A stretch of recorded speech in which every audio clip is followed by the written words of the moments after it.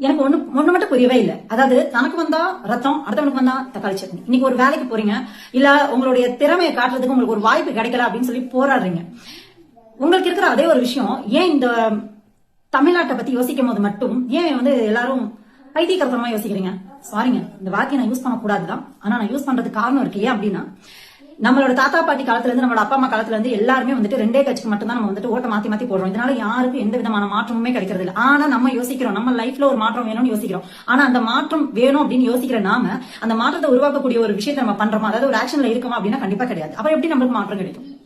இன்னைக்கு இருக்கக்கூடிய நம்மளுடைய இந்த வாழ்வாதாரமா இருக்கட்டும், இன்னைக்கு இருக்கக்கூடிய நம்மளோட பிள்ளைகளோட எல்லா விஷயமும் சோசியல் மீடியா ஓபன் பண்ணாலே உட்காந்து அழுகிற மாதிரி தான் இருக்கு. என்ன அப்படின்னா, எங்க பார்த்தாலும் கொலை, கற்பழிப்பு, திருட்டு, இதே விஷயங்களை வந்துட்டு கேட்கற மாதிரியே இருக்கு. எங்க பார்த்தாலும் அடிதடி, ரவுடிஷம்.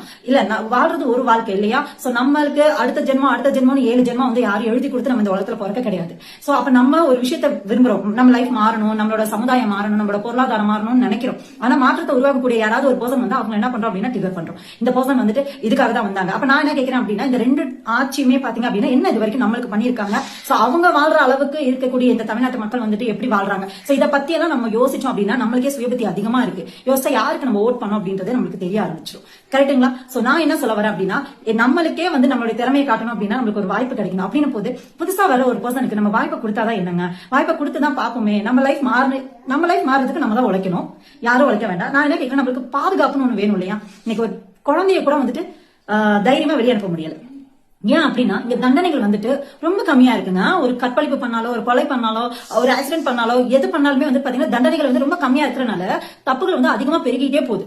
அப்ப இந்த தண்டனைகள்லாம் வந்துட்டு அதிகமாகணும். இந்த தப்புகள்லாம் நம்மளோட ஃபேமிலியில இருக்க யாருக்கும் நடக்கூடாது, நம்மளுக்கு தெரிஞ்சவங்களுக்கு யாரும் நடக்கக்கூடாதுன்னு நினைப்போம். எங்கெங்கயோ நடக்கிறனால தானே நம்ம வந்துட்டு எங்கேயோ நடக்குது, இதையே நான் ஃபீல் பண்ணும் அப்படின்னு யோசிக்கிறது. உங்க குடும்பத்துல நடந்தா என்ன பண்ணுவீங்க?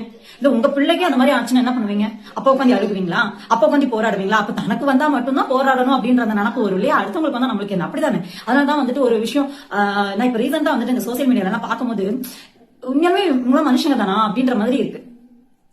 கடவுள் வந்துட்டு மனுஷனுக்கு 6வது அறிவுன்னு சொல்லிட்டு பகுத்தறிவு கொடுத்தாங்க. ஆனா உண்மையா சொல்றேன், அது ஏன் அவர் கடவுள் கொடுத்தாரு? அது யோசிக்கிற அளவுக்கு மனுஷனுக்கு வந்து அறிவே இல்லை.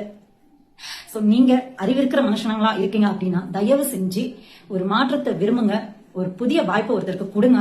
தயவு செஞ்சு உங்களுடைய ஓட்டை வித்துறாதீங்க. சோ நாமளும் மாறணும், நம்மளை சுற்றி இருக்கிறதும் மாறணும், நம்மளுடைய தலைமுறையும் மாறணும். நெக்ஸ்ட் வர ஜென்ரேஷன் ஹாப்பியா இருக்கணும் அப்படின்னா அதுக்கு ப்ராப்பரான ஒரு லீடர் நம்மளுக்கு கிடைக்கணும்.